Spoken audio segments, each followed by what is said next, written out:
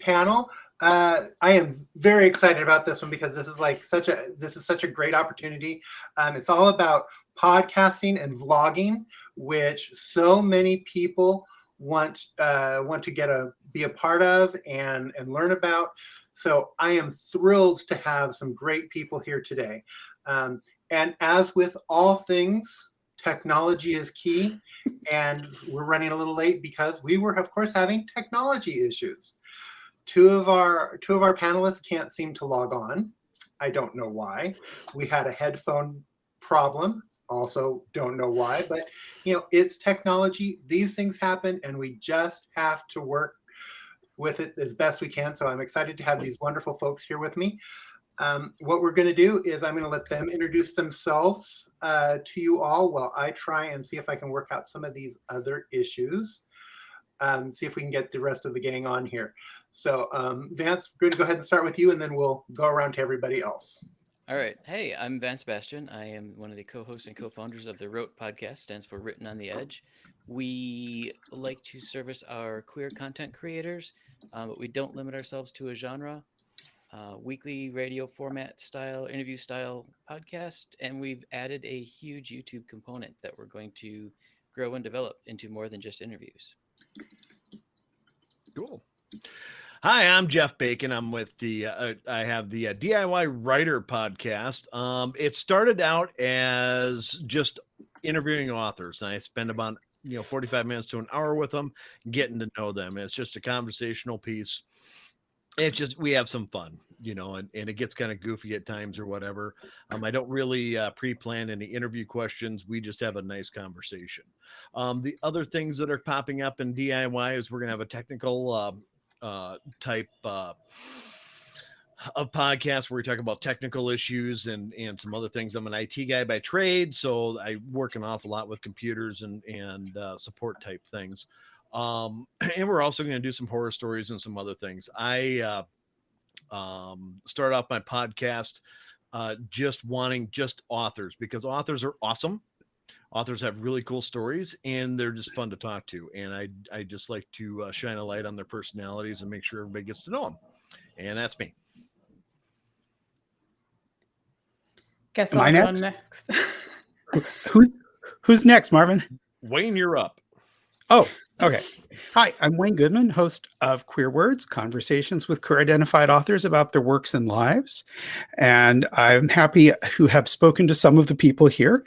My podcasts go out weekly on Tuesdays, and then on Fridays I have revisions, revisiteds, replays, trying to work things in, because as of February of this year, the Library of Congress is archiving the podcasts in their LGBTQ plus digital archives, but they're only starting at February 2020. So I'm having to repost a lot of material to get it included in the archives. And I'm Robin. I'm one of the co-hosts of the podcast Books That Burn, where we discuss fictional depictions of trauma from the perspective that the author is the only one with agency. So rather than characters doing things to characters, some author put them in that situation, and we talk about that. And then we also sometimes interview authors. MD New was actually the first author we interviewed last year. So. And they were amazing. In fact, I've had the pleasure of being on everybody's podcast or vlog, Jeff, except for yours. And I'm terribly offended that you haven't come on yet. It's just only it really mildly devastated. I'm just kidding. We'll get you on. That's also why I was so excited for today, because every person here, and even the two that technology, I can't get on here. They're all great, and the other two, just so you guys all know, one is Baz Collins. He is Vance's co-host from Wrote, and their podcast is amazing.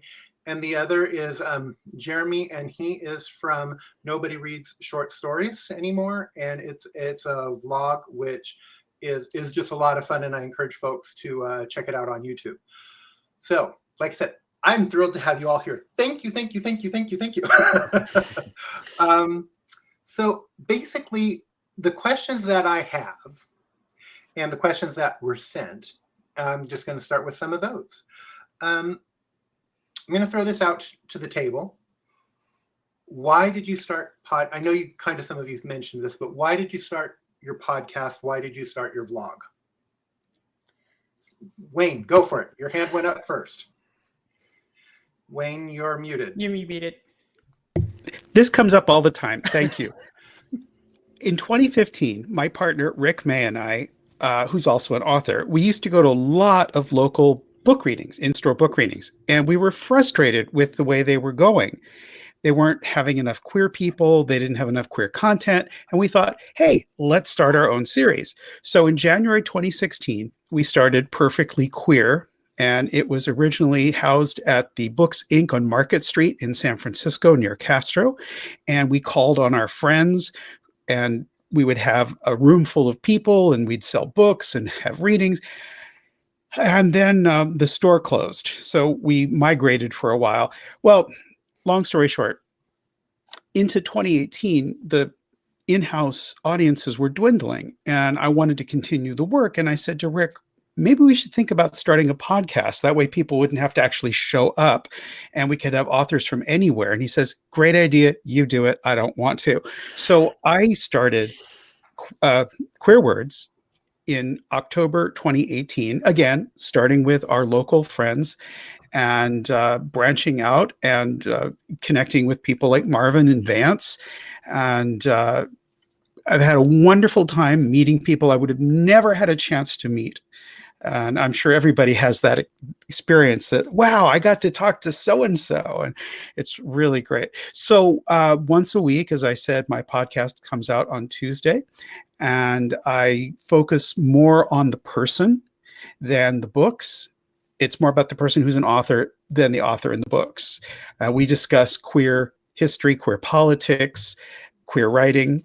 And I think that's what sets my podcast apart from other people, is the focus is more on the author as a person.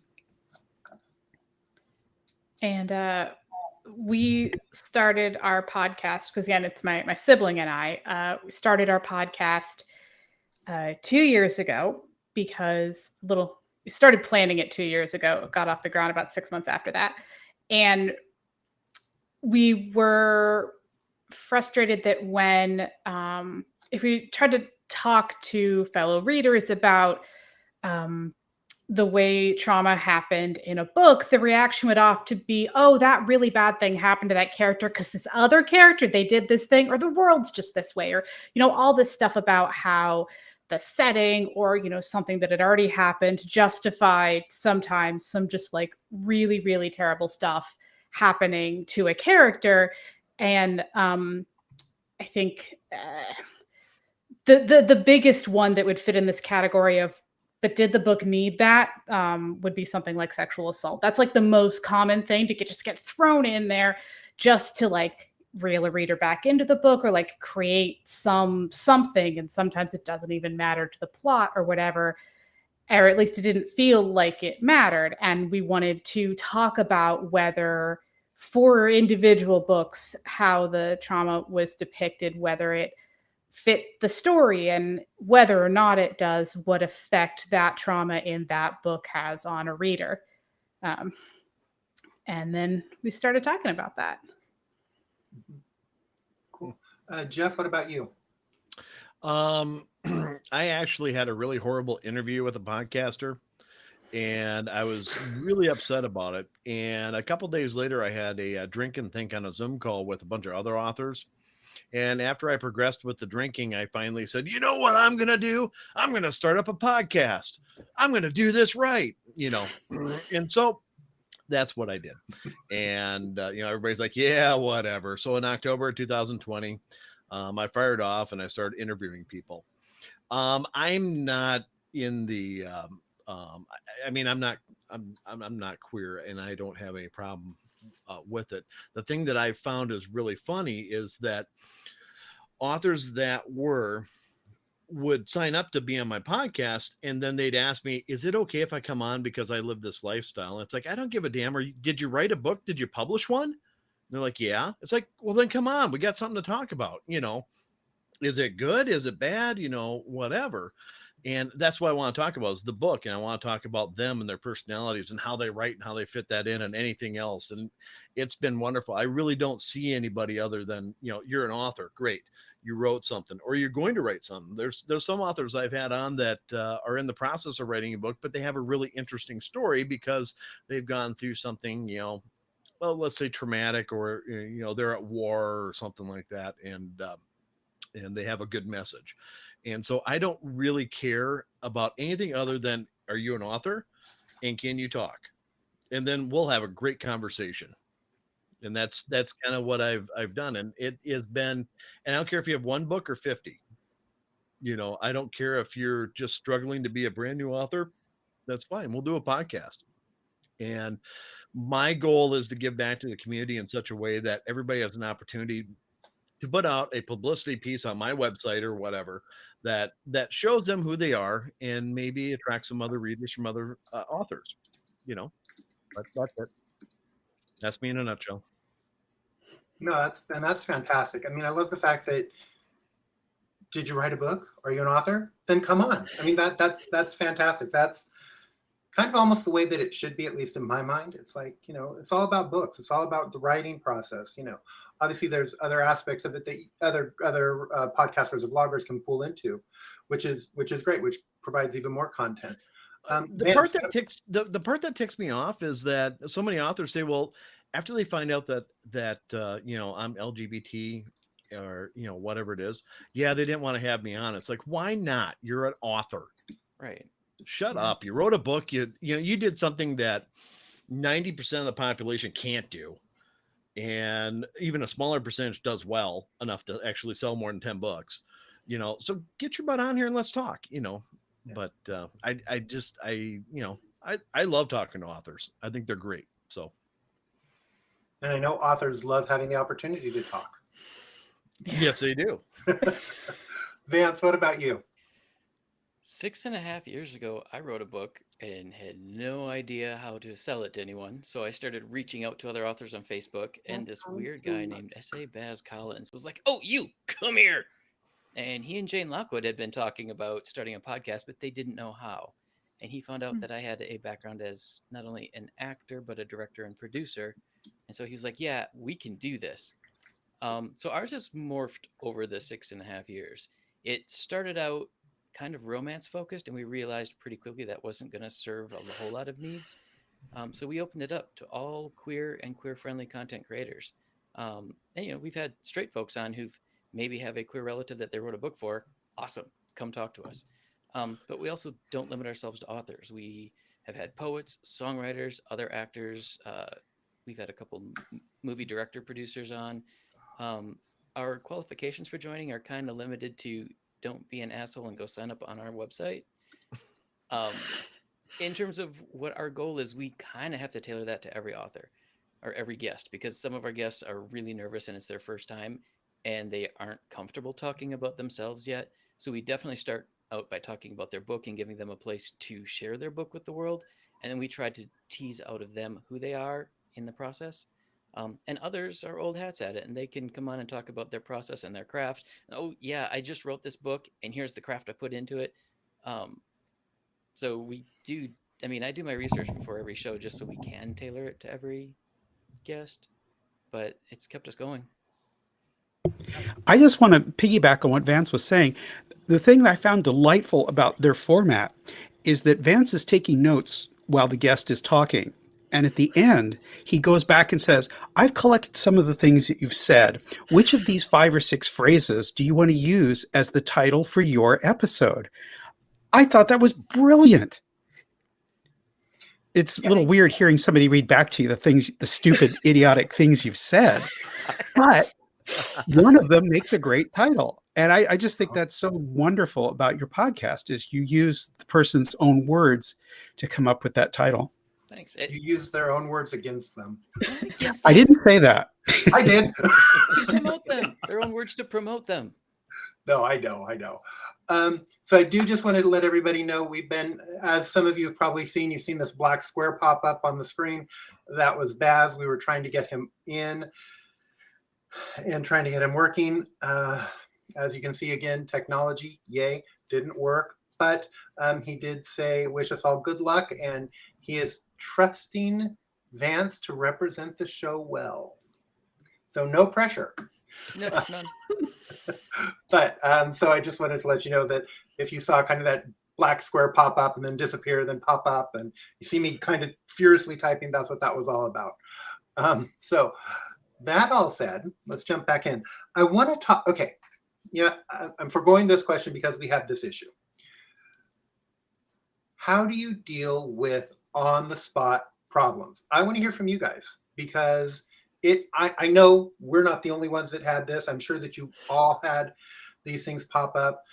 You know, I don't know, probably because you record, it might be a little bit easier, but how do you deal with that when technology fails and all of a sudden, you know, your guest just poof, they're gone? And let's start with Robin. Let's start with you, because I know you do some live stuff and you do Discord, you do a monthly thing, and so I know that this issue can be a big one sometimes. Yeah. You've been there when it was.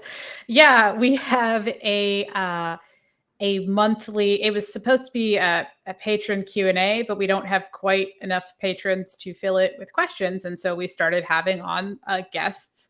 First, like friends who made some kind of content that they wanted to promote. And then also, once we started interviewing authors, we've invited some of those authors back on to hang out and play games. And so it's supposed to start on the hour, and it doesn't always start on the hour. I think the latest it's ever started has been like 15 minutes past.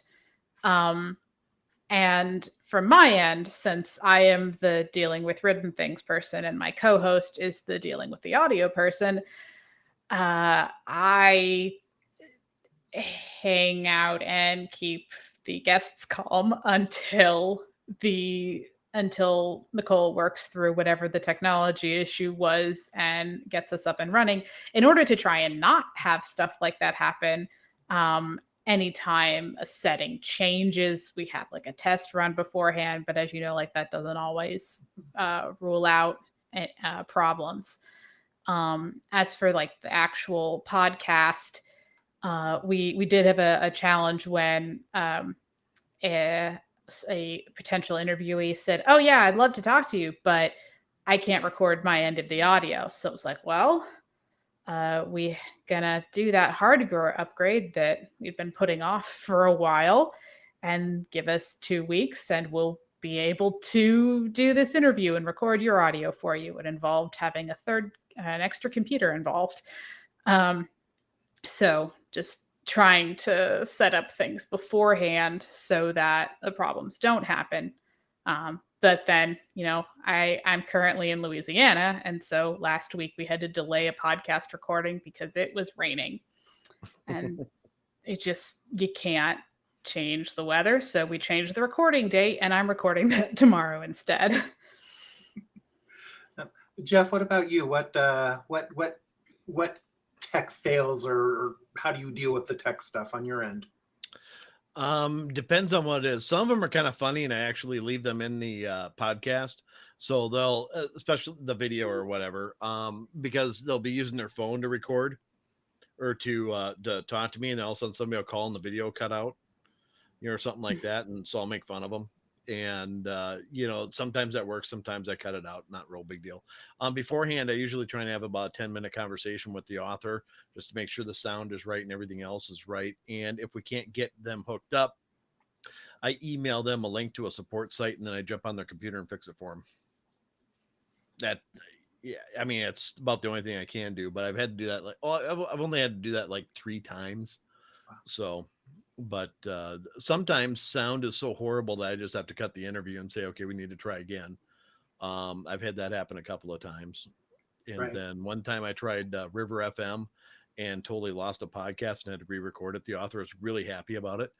And so then I went back to my normal software, but. Wow. Yeah. And Wayne, what about you?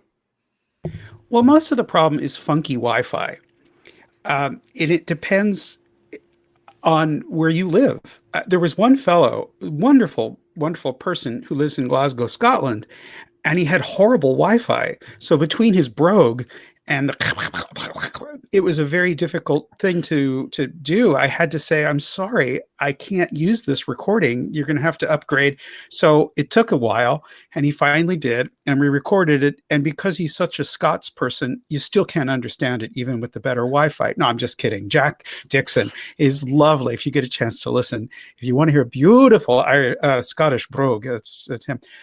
But geographically, it's weird. I talk to people from all over the world, and I recently spoke to somebody in Tashkent, Uzbekistan, who had wonderful Wi-Fi, yet somebody who lives nearby here, I'm in the Bay Area, or somebody who was in Denver, Colorado, it was horrible depending on what part of the house they sat in. But the worst thing that happened was the area where I live had a power outage one night. A driver, I assume a chemically induced driver, ran off the highway and banged up some power equipment, and our power was out for a while.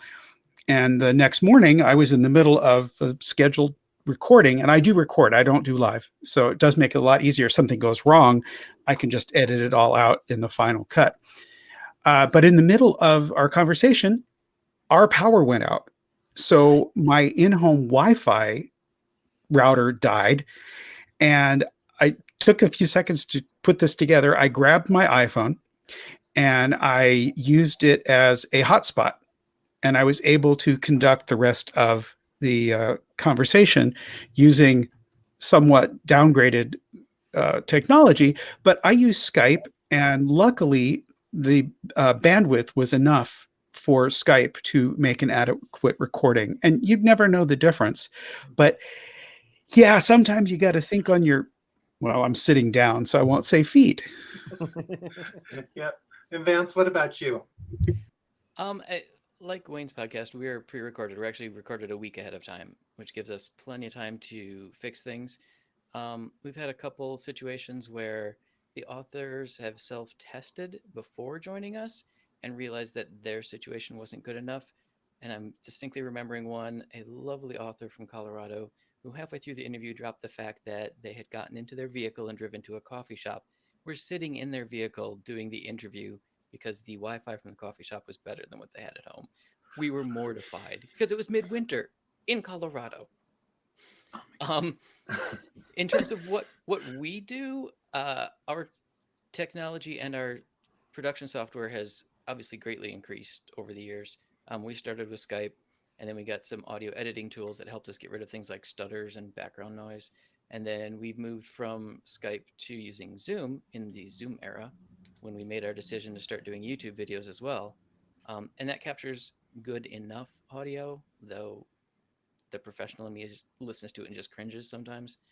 But good enough to sound like radio. And that's had even fewer problems than Skype. It's been kind of amazing that Zoom has maintained clear connection, and we haven't once had to re-record anything because of tech problems. So fingers crossed that continues. That's fantastic. I wish I could say the same.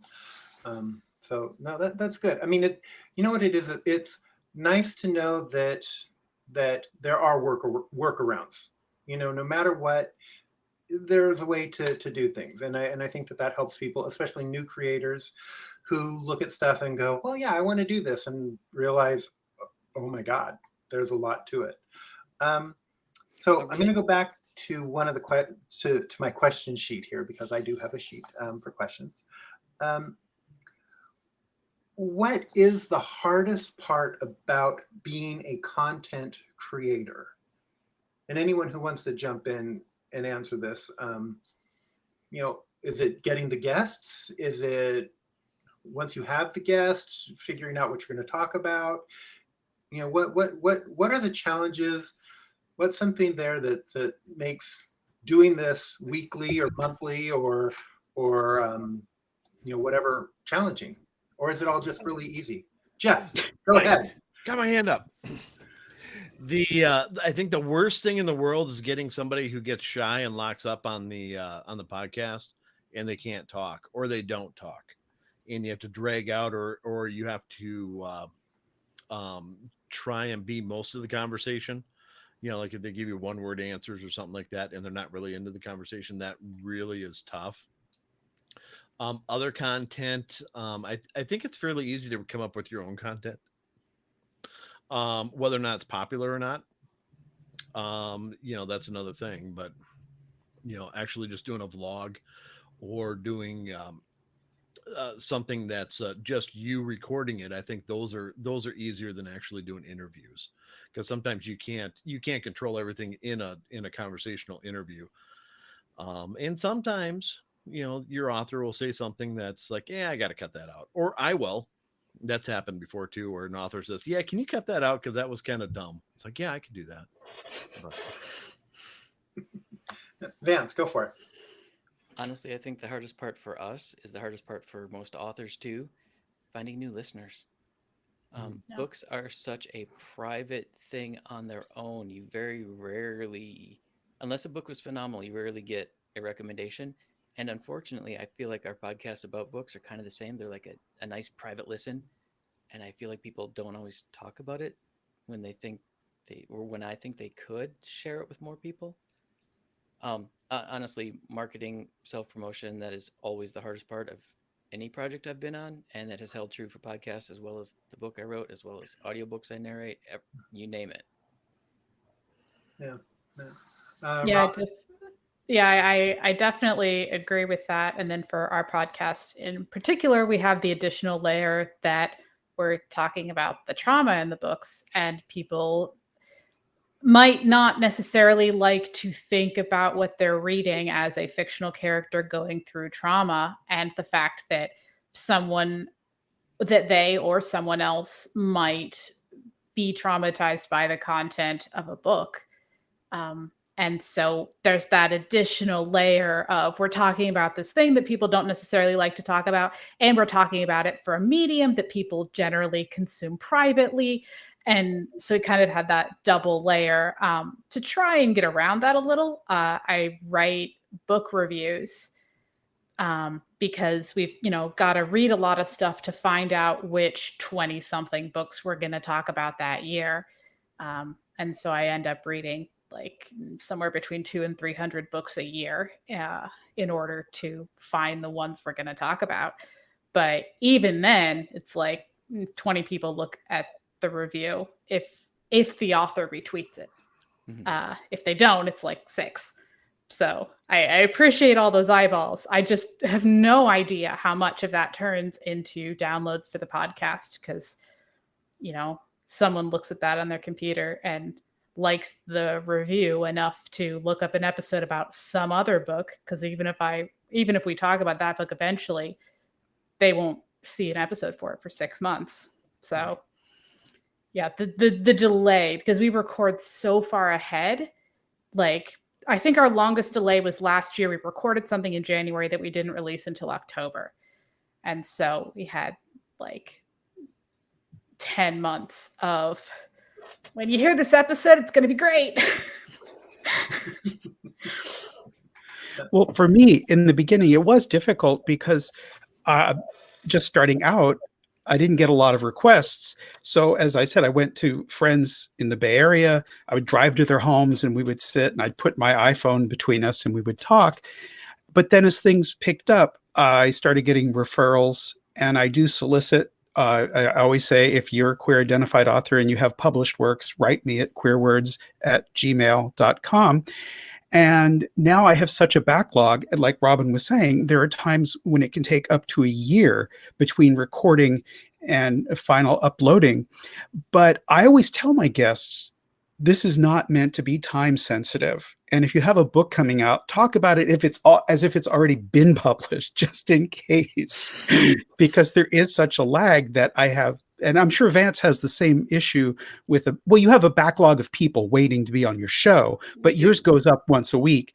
Whereas I've recorded so many, I could stop now and have enough material to get me through the end of the year. But the one thing that really, to answer Marvin's question more directly, is choosing the right 22 minutes, because I try to frame it as a 22-minute podcast. And the most time I've ever spent with somebody was Charles Bush, whom I love dearly. I had the wonderful fortune of meeting him in person a few years back when he was in San Francisco. And we've been friends on Facebook, and we send messages once in a while. And I got him to sit down.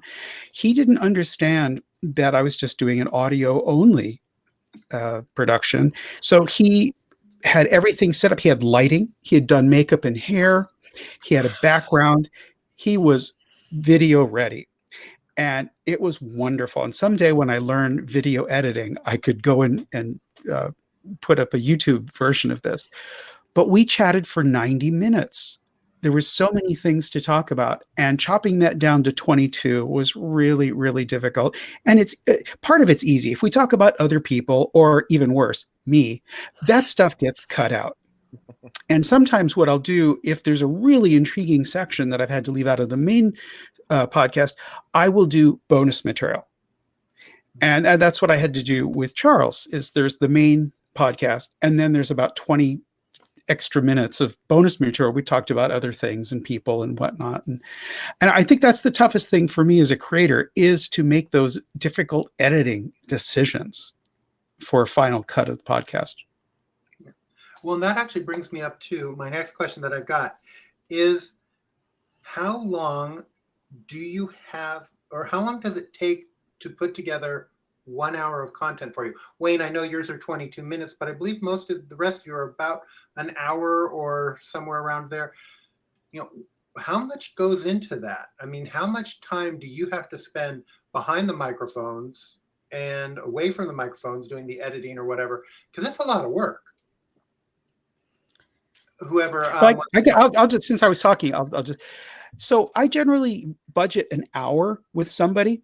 When we first start talking, as I think it was Vance or Jeff, it was saying people are sometimes nervous and having to deal with their edginess. So if I can, I was a psychiatric nurse before I got into all of this. So I can tell when people are nervous. And if I get that sense, we'll talk. I've spent 10 or 15 minutes talking with people before we get down to the podcast. I want them at a comfort level so that when I ask that first question, they're just going to open up and run with it. So I have that luxury because I'm not live. So I budget an hour for conversation, and I edit very much. I think I probably edit more than other podcasters. I take out things that authors don't want to hear, or like, kind of sort of. So it sounds rather polished when you hear the final cut. And it probably takes me an hour or two to fully edit the 22 minutes down. So I would say 2 to 3 hours. And then, of course, posting takes time. I have to make up the post for the WordPress site, and then the Facebook post, and then the Twitter and the Instagram. So I would say maybe 4 to 5 hours just to get 22 minutes of time. Robin, what about you guys? So for our regular episodes, and I got all these numbers from the person who does the editing, so I know they're right. For the regular episodes, our episodes are somewhere between 40. Oops. So technology has struck again. Oh no. Let's see if Robin comes back. So Vance, we'll jump over up to you, and we'll let Robin pick up when they pop back on. All right. So as I hinted previously, I do some homework ahead of time, again, just so I can make sure that our guests are comfortable. So maybe an hour of not only homework, but I pre-write show notes that I share with our guests so that they have a sort of framework to follow. Again, we just started doing that to set people at ease, but it also allows me to give them release dates so they have it, and all the contact information. About an hour conversation. Baz will edit for anywhere between an hour to 2 hours, depending on how the episode went and what has to be pulled out. And then I spend easily another hour, if not two, like Wayne said, prepping all the posts and getting everything ready to go on social media. So again, we're looking at also another 5 hours per episode of total people hours. Robin, welcome back. Hello. I'm going to share this real quick, and then you can explain. So this is my fourth panel discussion today. And you are all the podcast and vlogging professionals. This is the only panel I've had issues with all day. Murphy's Law, right? So Robin, go ahead and jump back into where you were. So for ours, so discounting all the books that I read that we don't end up talking to anybody about. So it takes somewhere between 2 to 8 hours for each of us co-hosts to read the book. We actually both read very quickly. We both read over 1,000 words a minute. So that's part of what makes this podcast possible, the way we're doing it. So I'm reading like 4 to 5 books a week. And then for an hour episode, we take about an hour doing notes. If we, whether or not we have a guest host on that episode, we spend an hour like putting together like what things do we want to hit, what 3 traumas are we going to talk about for the episode, all of that. And then for each 1 hour episode, so 1 hour of notes, 2 hours of time that we spend doing the recording, but not all of that time might be recorded because we have segments. So we record each segment as a separate file. And then about 3 hours of editing, or about 6 if we had a guest of some kind for the episode. And then for our interviews, we spend 3 hours talking to the guest, about 1.5 to 2 of which are recorded. And then that's 12 to 16 hours of editing and prep. And then it's, 10, 15 minutes because we have our format is such that it doesn't take very long to like plug each of the things into like, this is where this goes in the notes, but that's still not very much. It's still 10 to 15 minutes at least. So yeah. And then our monthly stream is a 2-hour stream. So that's 2.5 hours and it's one and done every month. Right. So, and Jeff, what about you? I feel like I'm the biggest slouch here. I don't do what you do, but I would say that for every hour, there's probably 3 hours of production time, research, edit time. Sometimes it goes a little bit more because of trying to edit or trying to fix some audio with the audio engineering, but most times audio is pretty solid or good enough or whatever. But and then social media posting. So I would say probably 3 hours for every hour. I try and do it in 2, but sometimes I would say the average is 3. Yeah. And what I think is so fascinating about this, and it's something that people don't always realize, is that, they'll listen to 22 minutes or they'll watch, a 2-hour vlog or an hour vlog. They don't realize that it took hours and hours. Even Jeff, you said, you don't necessarily feel like, that's still 2 and 3 hours of time that went into doing an episode. That's a lot of time to throw at something that people Marvin, don't realize. I would be remiss if I forgot our transcriptionist. We have a transcriptionist who then transcribes our episodes, and that is on a long delay. Like you'll get a transcript eventually because it's our sibling and she transcribes at home or while she's doing her job, which is one where she has to be there to watch over people, but doesn't have to do a ton. And so it's perfect for transcribing, depending on the night. And there it takes her like at least 6 hours to transcribe our 1 hour episode. So that's on top of that at some point later. Yeah. What I was going to say is, if we as editors do our job correctly, then that is the effect I want. If people listen to 22 minutes, I want them to think it took 22 minutes to do it. I don't want people to think I spent 5 hours sweating over that. And I could see Vance nodding with me. I think that's the skill of being a good editor, is presenting a product that sounds effortless. Right.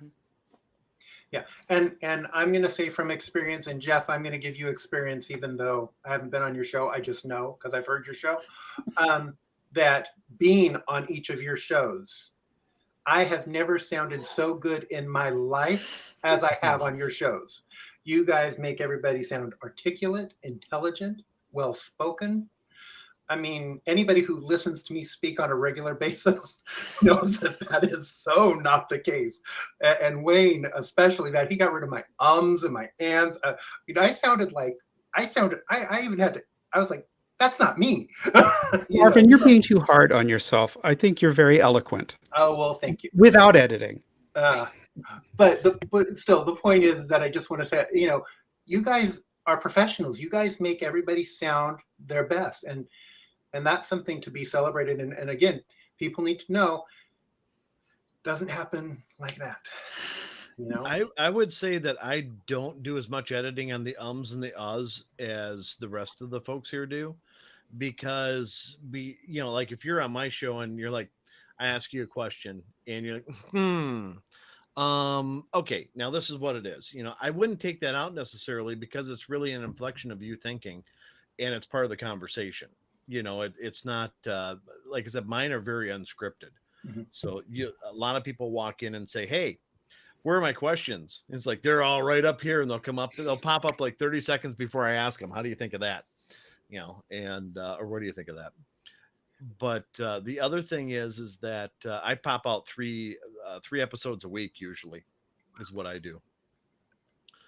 So that's well, takes can I respond to that a little bit? Early on, Kevin Clare, who I'm hoping is here, hi Kevin, in Australia, was one of my guests, and he teaches audio production, and he had feedback for me about how much I edited my podcasts.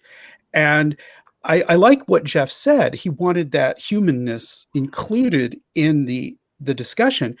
But I always tell people, I have the idea that somebody is driving while they're listening to this. And I know that if I'm driving and there's this pause that lasts more than a second, I'm going, oh my gosh, something's wrong. And I'm starting to hit buttons I don't want anybody crashing over my podcast. So I take it into account what you're saying, and I try not to leave too much of a long pause lest somebody think that the equipment failed.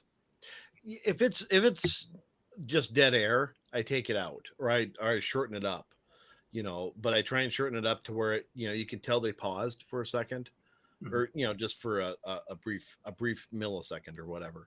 But if it's like let me think about it, and it's let's say it's 10 seconds of dead air, that gets taken out. But if it my main thing when I'm listening to a podcast or my podcast is I want to make it sound like it is a fluid conversation between me and the author I'm talking to, like we're in a bar, or we're sitting across having a cup of coffee or something like that. And so there's a lot of things that I would leave in, and there's a lot of things that like dead air and oh my god, I have to go to the bathroom. Okay, we'll take that one out. But something like that. We have a fail-safe for that. We actually built in a safe word, so if our guest does need to pause the recording, they can say sidebar, and we just know whatever's happening at that point gets deleted automatically. We don't have to listen to it. Yeah. See, that's a good idea. I think I'll make mine platypus. Harder to naturally work into the conversation, though. Not necessarily. I mean, think about it. I mean, unless you're interviewing Kevin, I don't know.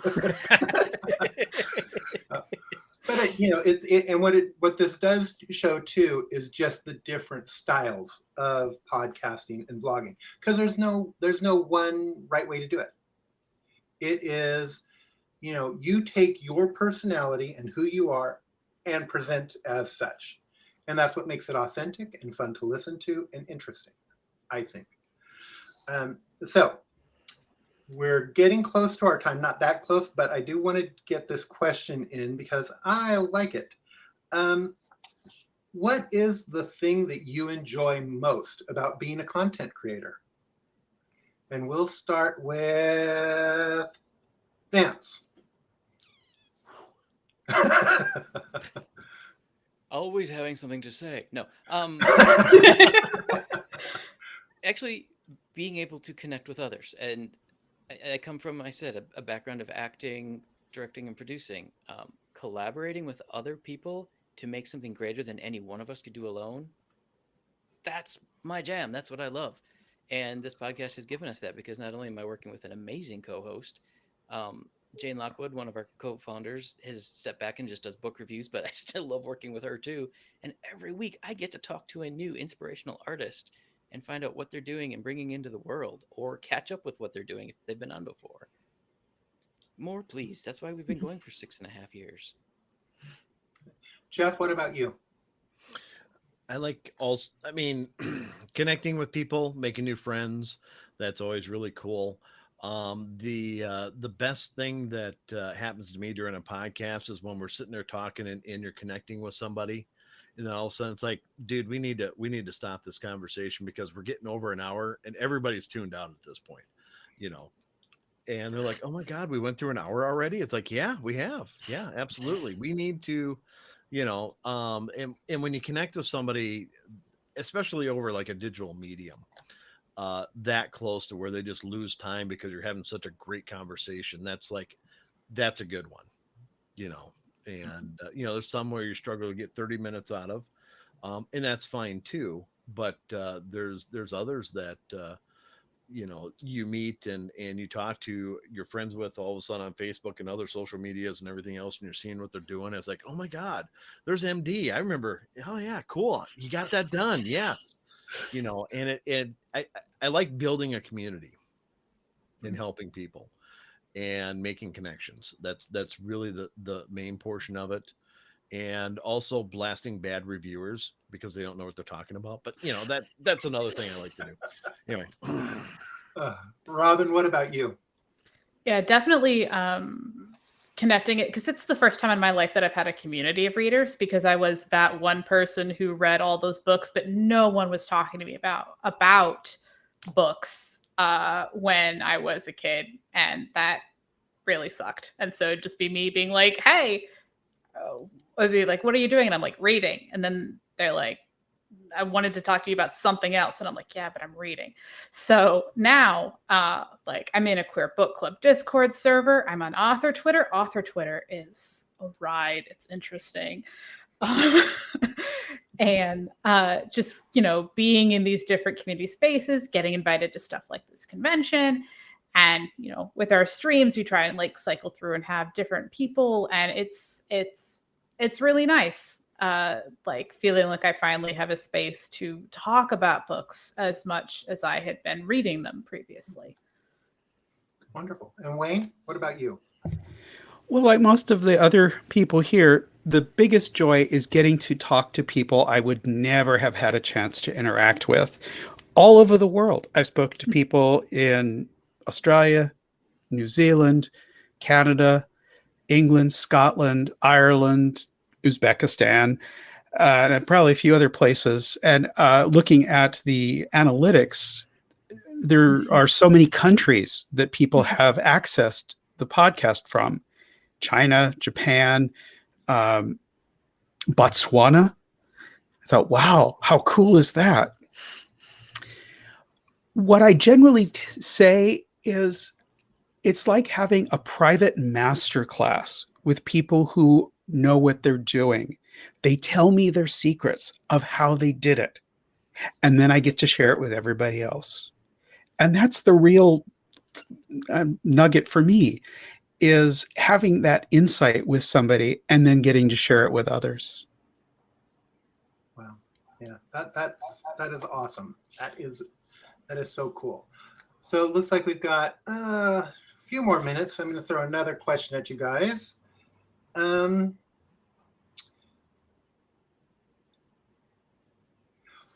Where would you like to see your podcast or your vlog go? If you could look in the crystal ball and 3 years from now, 5 years from now, 6 years from now, 12 years from now, where would you like to be at with this? Robin, let's start with you. I don't feel like I picked on you enough today. We'd like to get the kind of patronage that would let this be more of a full-time thing. Especially for my co-host who's spending so much of the time editing the audio. If they didn't have to work their minimum wage day job, they could do a lot more audio editing. And I'm already reading the books to cover, being able to do an episode every week instead of every other week, do interviews more than, 6 of them a year, which is currently how many of those we're doing. because they said that, if they didn't have to do this day job, if audio editing was their full-time thing, then we could do an episode, an interview, and maybe something else every single week. And that would be amazing, but it would also require it growing to the point where we have those patrons. Yeah. Wayne, what about you? Where do you see that your conversation with authors going? Well, luckily, I'm kind of where I want to be. I mean, I'm getting archived in the Library of Congress. I don't know what greater thing could be. And I'm getting to talk to people all over the world. The one thing, and this is the marketing part, I have yet to attempt monetizing the podcast. And if I could actually make a living at doing this, that would be great. So probably towards the end of the year, I'm going to start exploring options for monetizing. And I'm going to be really picky. I don't want to have a toothpaste commercial or something even non-authorly come on in the middle of a podcast. So I would have to be really judicious about how I want to monetize it. But I think if anything, that would be the one thing for me, is learning how to make money from it. Fantastic. And Jeff, what about you? Making money is always good, but my main thing is to build a community that not only well-established authors can come on and talk about their books and have a nice conversation, but also brand new authors, and it becomes kind of a launching pad for them. So they can, I don't charge anything to come on my podcast. It's, and I put a lot of time into it to make it something that hopefully hangs around for quite some time. We started in October of 2020. I think I published my 101st episode about a week and a half ago. I took a little bit of time off. I've got 19 in the cooker right now that I'm going through. I'm going to start publishing them again next week. But I want to keep on cranking them out and make sure that I build my audience, and I'm going to be doing some different kind of funky things to do that. I am going to do some, I don't know if you want to call them sponsorships, but I do have a couple of companies where, you can mention their product, and then, with a code, they'll maybe buy something or whatever. Mine are going to be kind of farcical and kind of fun, but again, that kind of goes along with my podcast and the personality. It's just a, kind of a smart alecky podcast anyway. Perfect. And Vance, what about you? We're actually in the process of making that dream come true. So behind the scenes, we restructured everything, formed our LLC, and we started working on content for queer movie reviews, both historic that have shaped culture as well as new ones coming out. We've started working on, and this is all for video release, so more on YouTube than podcast actually. And we've also started working on a series of cultural reaction videos, and maybe even like a weekly news and review, maybe a queer weekly news and review. But definitely, we've turned our focus from audio only to video. And in terms of reaching that next goal, I think that's kind of it, is the switch in media. And then finding the new listeners from there. But Vance, you have a big advantage. You look good on camera. Oh, thank you. We all So look some of good us on have to camera stick with when- audio only. We all look good on camera. That is actually some really great stuff, guys. So to wrap things up, you get a couple minutes I want to hear your plugs for where people can find you, where your podcasts are, where they can listen, where your vlogs are. So we'll go in reverse order, and we're going to start with Vance this time. Wrotepodcast.com. All of our links shoot off of that. We are in so many distribution channels, I can't even remember them all off the top of my head, but we're in all the big ones. So if you're a Google Play listener, if you're Apple Tunes, Stitcher, Spotify, Audible now is releasing podcasts, we're there. You can find us in all of them. We have started our YouTube channel. We do not have enough followers yet to actually claim a specific name, so we still got that crazy name. But if you springboard off our site, you'll get to that too. Fantastic. Jeff, what about you? Cool. If you go to DIYwriter.com, you can find the blogs and the podcast there. Otherwise, I do have a YouTube channel and a Facebook page, Twitter, Instagram. Instagram, it's actually under my Real Bacon Jeff persona. And other than that, you should be able to search me in just about every, I'm on everything else, and Pandora and Audible and Apple and Stitcher and Spotify, and I don't know. Go to Podbean. That's where I upload to, and it's on I don't know, probably 30 or 40 other mediums, I would guess, or more. But that's it. Just look up DIY Writer, you'll find me. Fantastic. Wayne, what about you? Well, like the previous two folks, it's available wherever you find fine podcasts. And I tried to steer people to the website, which is queerwords.org, or to the Instagram feed, which is at Queer Words Podcast, because you see the pictures of the authors, which you don't see on the podcast listings. So if you want a smorgasbord to look at, you get a screen full of faces, and then you can just click on the one you like. The advantage of going to the right to the web page is that it also has the description of the person as well as just a picture. And as I said before, if you are a queer identified author and you'd like to be featured in an upcoming episode, write me at queerwords@gmail.com. And thanks, Marvin. You're welcome. And Robin, what about you? You can find the podcast at booksthatburn.com. Our card is booksthatburn.card.co. Card has 2 R's. And that has all of our links to everything else. We're on the story graph because doing all the written book reviews. You can also find that out in the review blog, which is reviews.booksthatburn.com. Our transcripts have their own website. It's transcriptsthatburn.com. We were very excited that was available to grab. We designed a site that was optimized for the transcripts so that they get their own space. If you just can't deal with audio, just go there and you get all those. And we're also on YouTube. Have way too few subscribers to get our custom URL. So yeah, we still have the long, strange one. But we're primarily audio and then also the transcripts. So the YouTube is mostly a way to have the transcript play during the audio right now. But yeah, that's where you can find our stuff. Fantastic. Well, thank you all for being here. I appreciate it. Thank you for those who are watching for bearing with the tech issues we had. I encourage Vance, Jeff, Robin, and Wayne to go to the YouTube channel where our Icarus BookCon videos are, where you will find this video. Go ahead and add your links in the comments there so people can find you when they watch this later on.